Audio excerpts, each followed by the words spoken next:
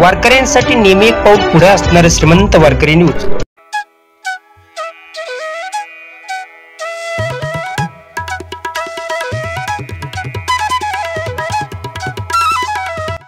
नमस्कार, वारकऱ्यांसाठी नेहमी पाऊल पुढे असणारे श्रीमंत वारकरी टीव्ही न्यूज मध्ये आपल्या सर्वांचं मनपूर्वक स्वागत आहे।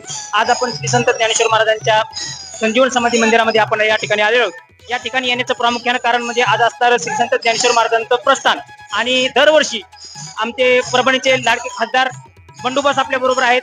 ते नेहमीप्रमाणे वारीला प्रस्थानालाही आणि वारीमध्ये सहभागी दरवर्षी होत असतात। तर आपण जाणून घेऊया वारीविषयी त्यांच्याकडे।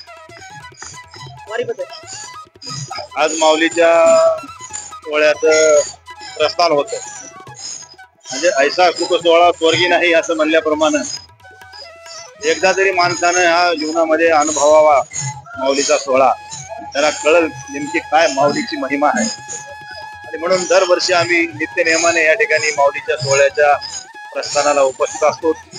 मला आनंद व्यक्त करू शकत नाही अशा स्वरूपाचा मी एका मोठ्या प्रसंगात होतो, पण त्या प्रसंगावर ईश्वरानं माऊलीनं मात केली आणि मला वारीला आज प्रस्थानाला येण्याची संधी दिली, त्याबद्दल मी माऊलीचे अनंत अनंत कोटी उपकार मानतो।